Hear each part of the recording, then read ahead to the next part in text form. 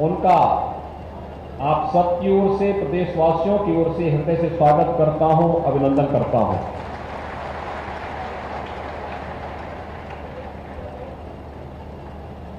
हम सब जानते हैं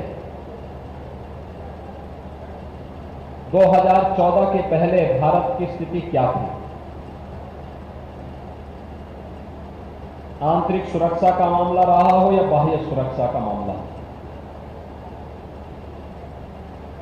जब मर्जी आती थी तब प्लेन हाईजैक हो जाता था, जब मर्जी आती थी ट्रेन हाईजैक हो जाती थी, जब मर्जी आती थी विस्फोट करके निर्दोष नागरिक मार दिए जाते थे, जवान शहीद होते थे।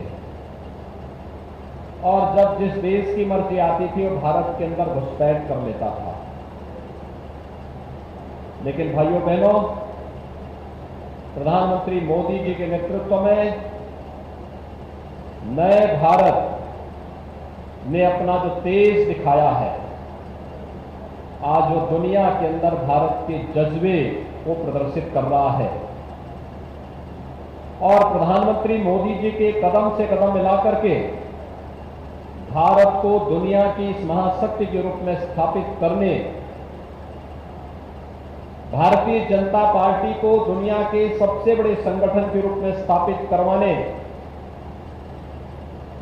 और पूरा जीवन जिन्होंने अपनी सहजता, सरलता, निष्क्रियता और समाज के लिए समर्पित करके सार्वजनिक जीवन में शुचिता, पारदर्शिता और आदर्श और मूल्यों के लिए जिया है, ऐसे भारत के रक्षा मंत्री माननीय राजनाथ सिंह जी का आज हमारे बीच में आगमन हुआ है। मैं आप सभी चौक वासियों की ओर से, महाराजगंज जनपद वासियों की ओर से उनका हृदय से स्वागत और अभिनंदन करता हूं।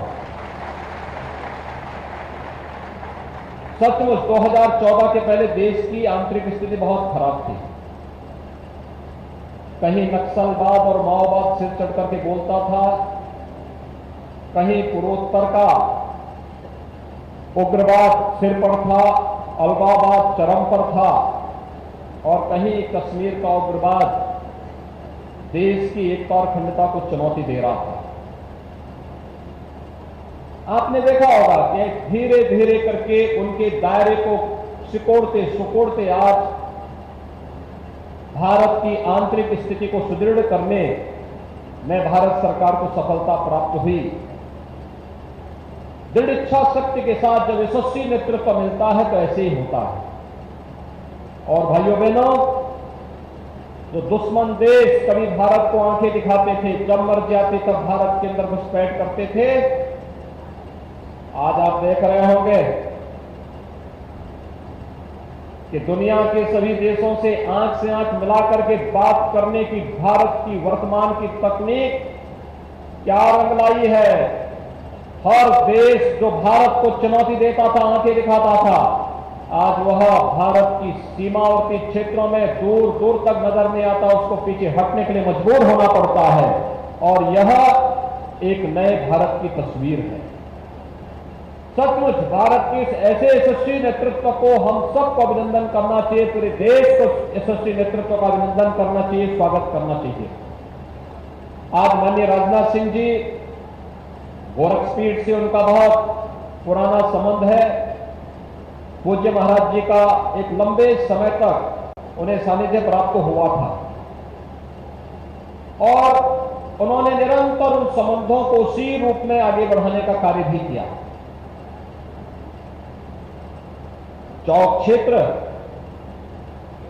पूज्य महाराज जी के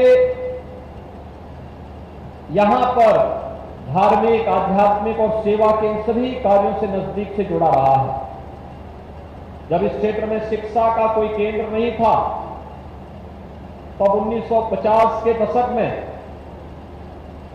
अपने पूज्य गुरुदेव ब्रह्मलीन महंत दिग्विजयनाथ जी के नाम पर यहां पर उन्होंने दिग्विजयनाथ इंटर कॉलेज की स्थापना की थी। मैं देखता हूं इस इंटर कॉलेज से निकले हुए छात्र जीवन के अलग अलग क्षेत्र में जाकर के वहां पर यहां की रोशनी को बिखेरने का कार्य कर रहे हैं। बालिकाओं की शिक्षा के लिए उनके मन में एक कपार था। अब आश्चर्य करेंगे, 1990 के दशक के प्रारंभ में, 80 के दशक के उत्तरार्ध में बालिकाओं के लिए एक स्कूल उन्होंने यहां पे खोला था।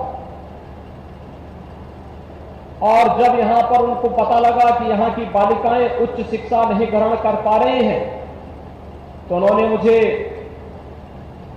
इस सदी के पूर्वार्ध में ही कहा कि चौक में बालिकाओं के लिए एक डिग्री कॉलेज जरूर खोल दीजिए। स्वाभाविक रूप से उस समय भारतीय जनता पार्टी की सरकार प्रदेश में नहीं थी।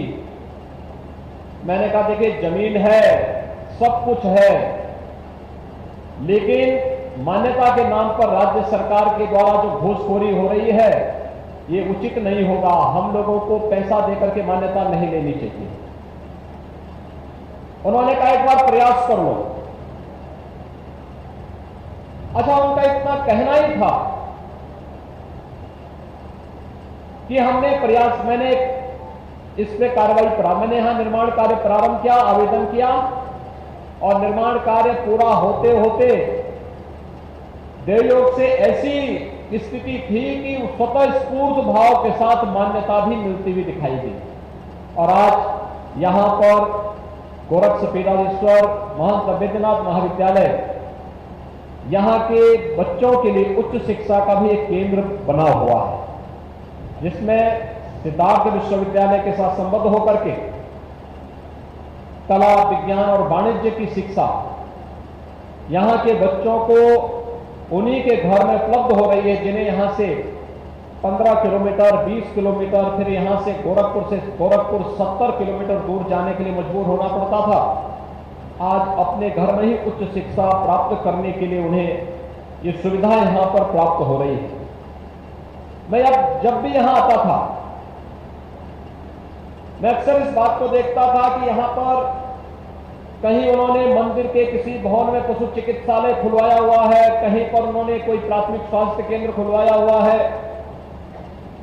तो मैं पूछता था कि आखिर मंदिर के भवन ये सब देने की आवश्यकता क्या थी। उन्होंने कहा देखिए, भवन तो बनते रहेंगे, लेकिन ये मालूम करो कि देखो उससे कितने लोगों की जान बच जाती है।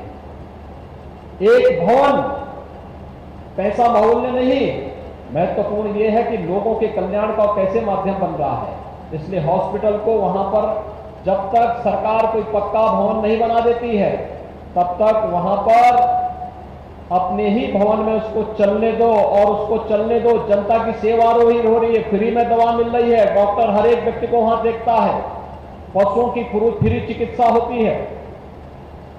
लोगों के लिए जितना भी अच्छा हो सकता है उसको करने का प्रयास करना चाहिए।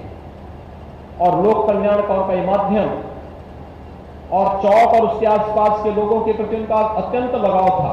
वो अक्सर पूछते थे, क्योंकि अंतिम 12-15 वर्ष उनका चौक में बहुत कम आना हुआ। मैं ही अक्सर आता था और मुझसे अक्सर पूछते थे क्या हाल है वहां के, फलाने का क्या हाल चाल है। एक एक बच्चे का नाम लेके पूछते थे। वो सब पूछ